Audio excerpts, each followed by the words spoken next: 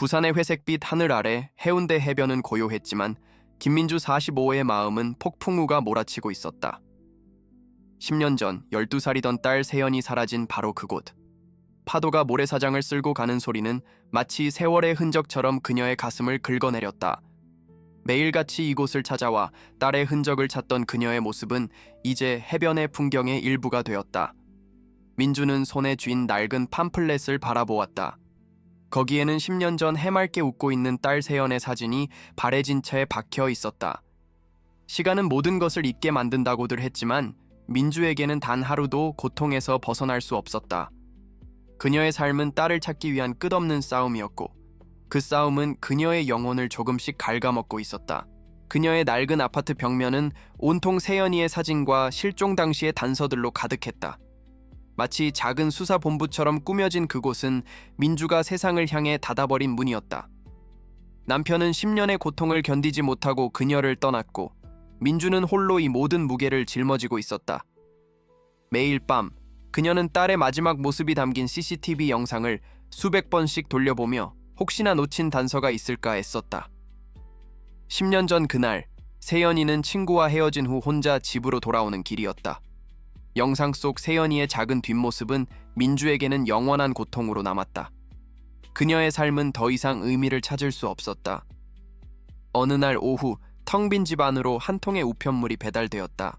겉봉투에는 발신인이 적혀있지 않았고 불안한 예감이 그녀의 마음을 짓눌렀다. 민주는 떨리는 손으로 봉투를 뜯었다.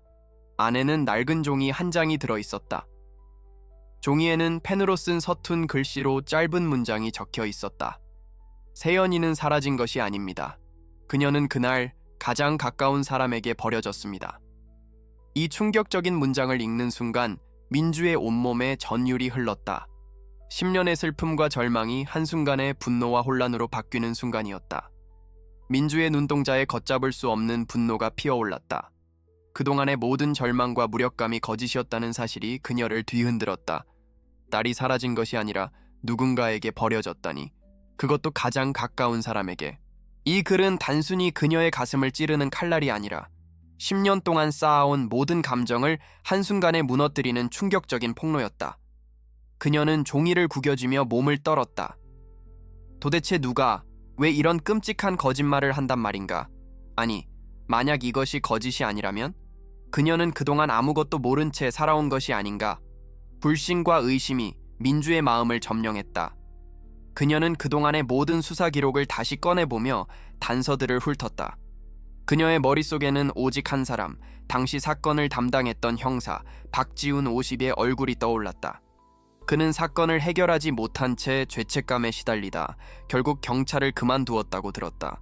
민주는 그에게 연락해야 할지 망설였다. 10년 만에 다시 그와 마주하는 것은 또 다른 고통을 불러올 수 있었다. 하지만 이 미스터리한 편지 한 통이 그녀의 삶을 송두리째 흔들고 있었고 그녀는 더 이상 주저할 수 없었다. 그녀는 곧바로 박지훈의 사무실을 찾아갔다. 낡은 건물 2층에 위치한 그의 사설 보안 업체는 조용하고 한산했다. 박지훈은 예전에 날카로웠던 눈빛을 잃은 채 지쳐 보이는 모습으로 그녀를 맞이했다. 민주는 아무 말 없이 편지를 그의 앞에 내려놓았다. 박지훈은 편지 내용을 읽고 충격을 금치 못했다. 10년 전 자신이 놓쳤던 단서가 있을 수도 있다는 사실에 그는 깊은 고뇌에 빠졌다. 그는 자신의 과거가 민주의 고통과 연결되어 있음을 깨달았고 그의 마음속에는 죄책감과 함께 새로운 정의감이 피어올랐다. 시청자 여러분, 이 충격적인 이야기에 함께하고 계신 분들은 지금 어디에서 시청하고 계신지 댓글로 알려주세요. 그리고 이 이야기가 마음에 드셨다면 좋아요와 구독을 눌러 더 많은 이야기를 함께 해주세요. 민주와 지훈은 다시 한번 사건을 파헤치기로 결심한다. 지훈은 민주에게 10년 전의 사건 파일을 다시 한번 검토하자고 제안한다. 민주는 낡은 파일들을 뒤적이며 당시의 기억을 되살린다. 10년의 시간이 흘렀지만 그녀에게는 모든 것이 어제 일처럼 생생했다. 딸 세연이와 마지막으로 나누었던 대화, 그녀가 입고 있던 옷, 마지막으로 보았던 그 해맑은 미소까지 모든 것이 그녀의 가슴을 아프게 찔렀다. 이 모든 고통의 끝에는 과연 무엇이 있을까? 민주는 딸을 찾겠다는 일념 하나로 이 모든 고통을 견뎌낼 수 있을까? 민주와 지훈은 낡은 사무실에 앉아 10년 전 사건 파일을 다시 들춰본다. 서류들은 낡고 바래졌지만 그 안에는 그들이 놓쳤을지도 모르는 진실의 조각들이 숨겨져 있었다. 지우는 당시 수사본부에서 작성했던 보고서를 민주에게 보여준다. 이게 당시 최종 보고서입니다. 우리는 세연이가 유괴된 것으로 결론 내렸고 범인의 흔적을 찾지 못했습니다. 민주는 보고서의 모든 단어들을 꼼꼼하게 읽어 내려가다 한 장의 사진에서 멈췄다. 세연이가 사라지던 날 그녀가 입고 있던 분홍색 점퍼에 찍힌 얼룩 사진이었다. 당시에는 단순히 흙 얼룩으로 판단되었던 그것이 민주의 눈에는 왠지 모르게 섬뜩하게 느껴졌다. 민주는 당시 수사에 참여했던 세연이의 친구들을 다시 찾아가기로 한다. 10년이 지난 지금 모두들 성인이 되어 각자의 삶을 살고 있었다. 그중 한 명인 예은은 당시 세연이와 가장 가까웠던 친구였다. 민주가 예은을 찾아갔을 때 그녀는 결혼을 앞두고 행복한 모습을 하고 있었다. 민주는 조심스럽게 10년 전 그날의 이야기를 꺼냈다. 예은은 당시의 일을 떠올리며 눈물을 글썽겼다. 그녀는 세연이가 사라지기 직전 누구와 만나기로 했다는 말을 들었다고 털어놓았다. 이 말은 당시 경찰 조사에서는 나오지 않았던 새로운 단서였다. 민주와 지훈은 예은의 진술을 토대로 다시 수사에 착수한다. 누가 세연이와 만나기로 했을까? 지훈은 당시 수사 기록을 다시 뒤져보다 세연이의 다이어리에서 의문의 이니셜 JH를 발견한다. 당시에는 평범한 친구의 이니셜로 치부되었지만 지금 이 시점에서 이니셜은 새로운 의미를 지녔다. 그들은 세연이 주변에 JH라는 이니셜을 가진 사람이 누가 있는지 조사하기 시작한다. 세연이와 가까웠던 남자친구들, 학원 친구들, 그리고 심지어 동네 이웃들까지 용의선상에 오른 사람들은 많았지만 10년 전의 기억은 희미했고 모두가 알리바이를 대며 자신을 변호했다. 민주는 지훈에게 편지를 보낸 사람을 추적해달라고 부탁한다. 지훈은 사설 보안업체에서 배운 기술을 활용해 편지의 발신지를 추적한다. 그는 결국 편지가 발송된 곳이 낡은 우체통이라는 사실을 알아낸다. 그 우체통은 세연이가 다니던 초등학교 근처에 있었다. 지훈은 당시 초등학교 주변의 CCTV를 찾아보지만 10년 전의 영상은 이미 삭제된 지 오래였다. 그들은 좌절에 빠진다. 민주는 희미해져가는 희망의 불씨 앞에서 무력감을 느꼈다. 지훈은 그런 민주를 보며 자신의 죄책감을 다시금 느꼈다. 예은은 민주에게 또 다른 단서를 제공한다. 당시 세연이에게는 비밀이 있었다는 것이다. 예은은 조심스럽게 세연이가 자신의 아버지와 사이가 좋지 않았다고 털어놓는다. 세연이의 아버지는 사업 문제로 늘 바빴고 딸에게 무관심했다고 한다. 민주는 이 말을 듣고 충격을 받는다. 그녀는 자신의 딸에 대해 너무나도 모르는 것이 많았다는 사실에 절망한다. 그녀는 남편을 찾아가 당시 상황에 대해 묻지만 남편은 고통스러운 기억을 떠올리고 싶어 하지 않았다. 민주는 이 고통스러운 진실 앞에서 흔들리지만 딸을 향한 사랑으로 다시 일어선다. 지훈은 세연이의 아버지, 즉 민주의 전 남편을 다시 조사하기 시작한다. 당시 그는 사건의 유력한 용의자가 아니었지만 편지와 예은의 증언으로 인해 그에게 의심의 눈길이 향했다. 지훈은 그의 10년 전 행적을 다시 추적한다. 그는 사업상 문제로 채무자들에게 쫓기고 있었고 사건 당일에는 늦게까지 회사에 남아 있었다고 진술했다. 하지만 지훈은 그의 알리바이에 허점이 있다는 것을 발견한다. 그는 그의 알리바이를 증명해 줄 만한 증인을 찾지 못했다. 민주는 남편에게 배신감을 느끼지만 아직 확실한 증거가 없었기에 섣불리 단정 지을 수 없었다. 민주는 남편의 주변을 맴돌다 그의 사무실에서 낡은 서류철을 발견한다. 그 안에는 남편이 당시 사업 문제로 인해 겪었던 모든 일이 담겨 있었다. 민주는 서류철을 뒤적이다 한 통의 편지를 발견한다. 편지에는 남편이 채무자들에게 협박을 당하고 있다는 내용이 적혀 있었다. 그리고 그 편지의 마지막에는 딸을 건드리지 말라는 경고 문구가 담겨 있었다. 민주의 심장이 쿵 하고 내려앉았다. 그녀는 남편이 딸의 실종과 관련이 있을 수도 있다는 의심을 떨쳐낼 수 없었다. 그녀의 전 남편은 민주와 세연이의 관계가 소원해지는 것을 막기 위해 노력했지만 자신의 사업 문제로 인해 생긴 갈등이 딸에게까지 영향을 미칠 것을 두려워했다. 그는 이 모든 사실을 민주에게 털어놓지 못했다. 민주는 그가 딸을 지키기 위해 노력했다는 사실을 알게 되고 그에게 느꼈던 배신감은 동정심으로 바뀐다. 하지만 아직도 편지의 발신인과 사라진 딸의 행방은 오리무중이었다. 그들은 다시 원점으로 돌아온 듯했다. 민주와 지우는 사건의 범위를 더 넓혀 세연이의 동네 이웃들을 조사하기 시작한다. 당시에는 단순히 이웃 주민으로만 분류되었던 한 남성, 김영호가 그들의 눈에 들어온다. 그는 세연이가 사라지던 날 그 동네를 떠나 이사 갔다고 한다. 경찰은 그의 행적을 추적했지만 그는 이미 종적을 감춘 뒤였다. 지우는 그의 사진을 보고 어딘가 익숙한 느낌을 받는다. 그는 10년 전 사건 파일에서 봤던 한 사진을 떠올린다. 그 사진에는 세연이가 입고 있던 분홍색 점퍼에 얼룩이 찍혀 있었다. 그리고 그 얼룩은 흙 얼룩이 아니라 페인트 얼룩이었다. 지우는 김영호의 직업을 조사한다. 그는 10년 전 페인트 공으로 일하고 있었다. 지우는 김영호의 사진과 세연이의 점퍼에 묻어있던 페인트 얼룩을 대조해보기로 한다.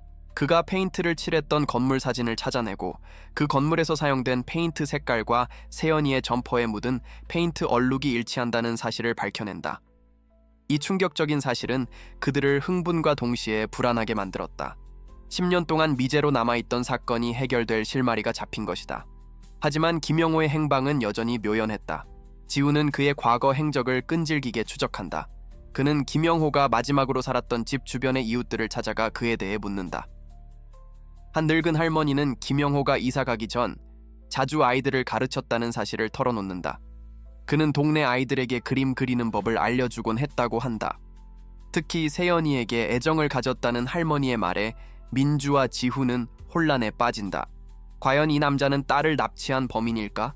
아니면 그녀에게 그림을 가르쳐주던 친절한 이웃일 뿐일까? 이때 민주는 또 다른 충격적인 사실을 알게 된다. 세연이가 사라지던 날 그녀와 헤어졌던 친구 예은이 그날의 진실을 제대로 말하지 않았다는 것이다. 예은은 당시의 충격으로 인해 기억을 왜곡하고 있었다.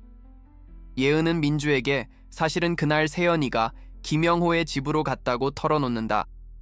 세연이는 김영호와 함께 그림을 그리기 위해 그의 집으로 갔고 그 이후로 돌아오지 않았다고 한다. 민주는 예은의 말을 듣고 충격에 빠진다. 그녀는 그동안 아무것도 모른 채 살아왔던 자신을 자책한다. 민주는 지훈에게 김영호의 집을 다시 조사해달라고 부탁한다. 지훈은 10년이 지나 낡아버린 김영호의 집을 찾아간다. 그곳은 이제 다른 사람이 살고 있었다. 지훈은 집주인의 양해를 얻어 집 안을 샅샅이 뒤진다.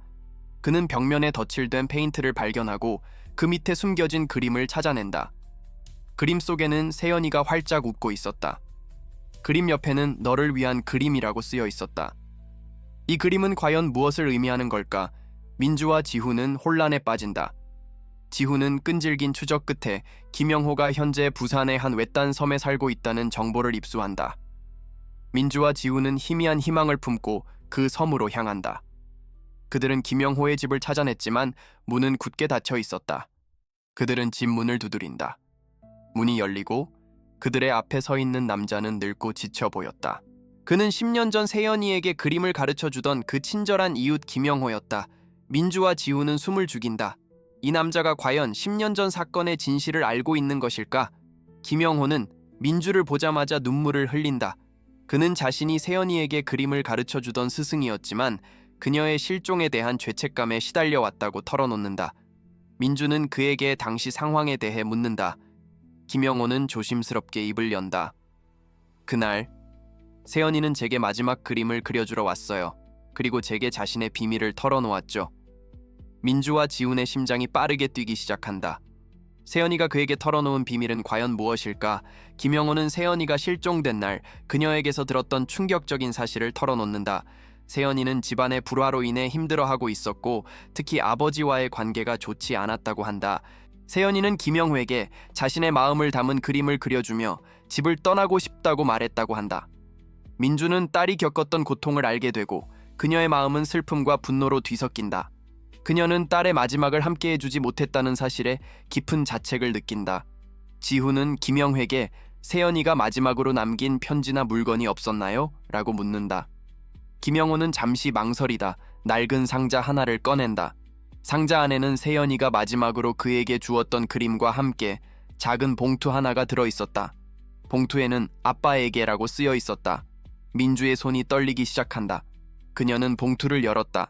아내는 세연이가 아빠에게 쓴 편지가 들어있었다. 편지에는 아빠, 제가 없어도 행복하게 살아요. 저는 괜찮아요. 사랑해요. 라고 쓰여 있었다. 민주는 편지를 읽고 눈물을 쏟는다. 그녀는 딸이 마지막 순간까지 자신과 남편을 생각하고 있었다는 사실에 깊은 감동을 받는다. 편지에는 세연이가 집을 떠나기로 결심한 이유, 그리고 자신의 미래에 대한 희망이 담겨 있었다. 하지만 편지의 내용은 여전히 그녀의 행방에 대한 단서를 제공하지 않았다. 민주는 편지 뒤에 적힌 어딘가에서 만나요라는 문장을 발견한다. 그녀의 머릿속에는 섬광처럼 한 가지 생각이 스쳐 지나간다. 민주와 지우는 편지에 적힌 어딘가가 어디를 의미하는지 추리하기 시작한다. 민주는 세연이가 생전에 가장 좋아했던 장소를 떠올린다. 그녀가 어릴 때부터 자주 가던 도서관, 그리고 그 도서관 근처에 있는 오래된 서점. 그들은 희망을 품고 그 서점으로 향한다. 서점 주인은 10년 전 세연이를 기억하고 있었다. 민주는 서점 주인에게 세연이가 남긴 물건이 없는지 묻는다. 서점 주인은 세연이가 마지막으로 온 날 이 책을 제게 맡겼습니다. 아빠에게 전해달라고요. 라고 말하며 낡은 책 한 권을 건넨다. 민주는 낡은 책을 떨리는 손으로 받는다. 그 책은 세연이가 가장 좋아했던 동화책이었다. 책 속에는 나의 비밀 장소라는 제목의 종이 한 장이 끼워져 있었다. 종이에는 어린아이가 쓴 서툰 글씨로 나의 비밀 장소는 도서관의 마지막 칸, 10번째 책장, 7번째 책이라고 적혀 있었다. 민주와 지우는 곧바로 도서관으로 향한다. 그들은 도서관의 마지막 칸으로 가서 10번째 책장의 7번째 책을 찾아낸다. 그들은 책을 꺼내고 책을 열어본다. 책 안에는 낡은 종이 한 장이 들어있었다. 종이에는 아빠 미안해 라고 쓰여 있었다. 그리고 그 옆에는 세연이의 그림이 그려져 있었다. 그림에는 맑은 호수가 그려져 있었고 그 호수 위에는 작은 배가 떠 있었다. 민주의 머릿속에는 충격적인 진실이 떠오른다. 세연이가 사라진 날 그녀는 혼자서 집을 떠나려 했고 그 과정에서 사고가 일어난 것이다. 그녀는 자신의 딸이 버려진 것이 아니라 스스로 떠나기로 결심했다는 사실을 알게 되고 그녀의 마음은 무너진다. 민주는 세연이가 남긴 그림을 보며 무릎을 꿇는다. 10년간의 간절한 기다림과 희망이 한순간에 무너져 내리는 순간이었다. 그림 속 맑은 호수는 민주의 눈물로 흐려졌다. 그녀는 딸이 버려진 것이 아니라 스스로 떠났다는 사실에 충격을 받는다. 하지만 그녀의 마음은 슬픔과 함께 알 수 없는 의문으로 가득 찼다. 왜? 딸은 왜 그런 선택을 했을까? 그녀는 딸이 남긴 메시지 속에서 진실의 조각들을 찾으려 애쓴다. 그 그림은 단순히 세연이가 좋아했던 풍경이 아니었다. 민주는 그 그림이 부산에 있는 한 작은 호수 공원이라는 사실을 알아낸다. 민주와 지우는 곧바로 호수 공원으로 향한다. 늦은 밤, 호수는 고요했고 달빛이 수면 위로 비쳤다. 민주는 호숫가를 따라 걷다. 10년 전 사건 당일 세연이가 마지막으로 들렸던 곳이라는 사실을 깨닫는다. 지후는 그녀의 옆에서 조용히 걸었다. 민주는 딸의 마지막 흔적을 찾기 위해 필사적으로 주변을 살핀다. 그녀의 눈에 호숫가에 놓인 작은 조형물이 들어온다. 조형물은 낡고 바래졌지만 세연이가 생전에 가장 좋아했던 나무 조각이었다. 조형물 아래에는 작은 글씨로 무언가가 새겨져 있었다. 민주는 떨리는 손으로 조형물에 새겨진 글씨를 만져본다. 나는 자유를 찾아서. 민주는 세연이가 남긴 이 짧은 문장을 보고 오열한다. 그녀는 딸이 가족에게서 벗어나 자유를 찾으려 했다는 사실을 알고 깊은 자괴감에 빠진다. 그녀는 딸의 고통을 전혀 알지 못했다. 민주는 자신이 그동안 딸을 잃은 슬픔에만 매몰되어 정작 딸의 마음은 들여다보지 못했다는 사실에 깊은 후회를 느낀다. 그녀의 눈물은 후회와 슬픔으로 뒤섞여 호수 위로 떨어져 내렸다. 그때 갑자기 한 남자가 나타나 민주와 지훈을 위협한다. 그는 세연이의 삼촌이자 민주의 남편의 동생인 김태훈이었다. 그는 편지를 보냈던 사람이 바로 자신이라고 밝힌다. 민주와 지훈은 충격에 빠진다. 태훈은 세연이의 실종에 대한 모든 진실을 털어놓는다. 10년 전 그는 세연이가 자신의 아버지로부터 학대받는 모습을 목격하고 그녀를 도우려 했다고 한다. 하지만 그는 그녀를 도울 힘이 없었고 결국 세연이는 혼자서 집을 떠나기로 결심했다는 것이다. 민주는 태훈의 말을 듣고 눈물을 흘린다. 그녀는 남편이 딸을 학대했다는 사실에 분노와 동시에 절망을 느낀다. 태우는 그날 세연이가 마지막으로 그에게 그림을 주고 떠났고 자신은 그녀의 그림을 보고 그녀가 어디로 가려 했는지 추측했다고 말한다. 그는 세연이가 마지막으로 남긴 편지를 몰래 숨겼고 10년이 지난 지금에야 민주에게 진실을 알리려 했다는 것이다. 민주는 태훈의 말을 듣고 모든 진실이 퍼즐처럼 맞춰지는 것을 느낀다. 하지만 민주의 마음은 분노와 배신감으로 가득 찼다. 그녀는 남편이 자신을 속였다는 사실에 치를 떤다. 지우는 태훈에게 그럼 세연이는 어디로 갔습니까? 아직 살아있는 건가요? 라고 묻는다. 태훈은 고개를 숙인 채 침묵한다. 그의 눈에는 깊은 슬픔이 담겨 있었다.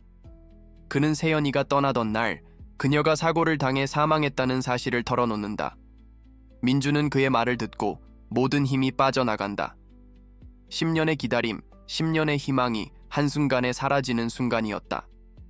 태우는 당시 자신이 목격했던 사고에 대해 자세히 설명한다. 세연이는 집을 떠나기 위해 호숫가를 걷다 발을 헛디뎌 호수에 빠졌다고 한다. 태우는 그녀를 구하려 했지만 그녀는 이미 숨을 거둔 뒤였다고 한다. 그는 이 모든 사실을 민주에게 알리려 했지만 자신의 형을 보호하기 위해 침묵할 수밖에 없었다고 털어놓는다. 민주는 자신의 딸이 얼마나 고통스러웠을지 생각하며 오열한다. 그녀의 가슴은 찢어질 듯 아팠고 그녀는 그 자리에서 주저앉아 통곡한다. 그녀의 딸은 버려진 것이 아니라 자유를 찾아 떠나다 비극적인 사고를 당한 것이다. 민주는 찢어지는 가슴을 부여잡고 태훈의 진술을 듣는다. 지훈은 태훈에게 모든 진실을 경찰에 털어놓으라고 설득한다. 태훈은 마침내 모든 것을 포기하고 자신의 죄책감을 씻기 위해 경찰에 자수한다. 민주는 10년 만에 딸의 마지막 진실을 알게 되지만 그녀의 마음은 여전히 아팠다. 딸의 죽음이 사고였다는 사실은 그녀에게 깊은 슬픔을 안겨주었지만 동시에 딸이 자유를 찾아 떠났다는 사실은 그녀에게 작은 위로가 되었다. 그녀는 자신의 딸이 행복하기를 바랐고 딸은 마지막 순간까지 그 희망을 놓지 않았다는 사실에 감사했다. 지훈은 민주와 함께 세연이의 유품을 찾는다. 호수공원 근처 세연이가 마지막으로 들렀던 곳에 작은 나무 상자가 묻혀 있었다. 상자 안에는 세연이가 생전에 가장 소중히 여겼던 물건들이 들어있었다. 낡은 고민형, 빛 바랜 사진, 그리고 나의 이야기라고 쓰인 작은 노트 한 권. 민주는 노트를 펼쳐본다. 노트에는 세연이가 겪었던 모든 고통과 비밀이 담겨 있었다. 민주는 노트에 적힌 글을 읽으며 딸의 마음을 이해하고 그녀의 고통에 깊이 공감한다. 민주는 남편을 찾아가 모든 진실을 털어놓는다. 남편은 민주와 태훈의 증언을 듣고 무너져 내린다. 그는 자신의 이기심으로 인해 딸을 잃었다는 사실에 깊은 후회와 죄책감을 느낀다. 민주는 남편을 용서하기로 결심한다. 그녀는 용서가 자신을 위한 것이자 세연이를 위한 것이라고 생각했다. 그녀는 남편과 함께 딸의 유품을 정리하고 딸의 죽음을 애도한다. 그들은 10년의 시간을 넘어 마침내 딸을 떠나보낼 수 있었다. 시간은 흐르고 민주는 세연이가 남긴 그림 속 호수공원에서 작은 카페를 운영한다. 그녀는 그곳에서 세연이의 이야기를 사람들에게 들려준다. 그녀의 이야기는 많은 사람들에게 깊은 감동을 주고 그들에게 용기와 희망을 준다. 민주는 이제 더 이상 슬픔에 잠겨 있지 않았다. 그녀는 딸의 죽음을 극복하고 새로운 삶을 시작했다. 그녀는 딸을 잃었지만 그녀의 이야기는 영원히 사람들의 가슴속에 남을 것이다. 지우는 다시 경찰로 돌아가고 세연이의 사건은 그에게 깊은 교훈을 남긴다. 그는 이제 사건을 해결하는 것뿐만 아니라 사람들의 마음을 치유하는 데에도 힘쓴다. 민주와 지훈은 가끔 만나 서로의 안부를 묻는다. 그들은 서로에게 잃어버린 희망을 되찾아준 소중한 존재가 되었다. 그들의 이야기는 부산의 밤바람을 타고 사람들의 가슴 속에 잔잔한 파문을 일으킨다. 마지막 장면, 민주는 호숫가에 앉아 딸의 그림을 바라본다. 그녀는 그림 속 세연이에게 조용히 속삭인다. 세연아, 이제 엄마는 괜찮아. 네가 어디에 있든 항상 행복해야 해. 사랑해. 그녀의 눈에는 더 이상 슬픔의 눈물이 아닌 희망의 눈물이 고여 있었다. 그녀는 딸을 떠나보냈지만 그녀의 영혼은 영원히 그녀의 가슴 속에 살아있을 것이다. 이 이야기는 슬픔 속에서도 희망을 잃지 않는 인간의 강인함을 보여주며 깊은 여운을 남긴다.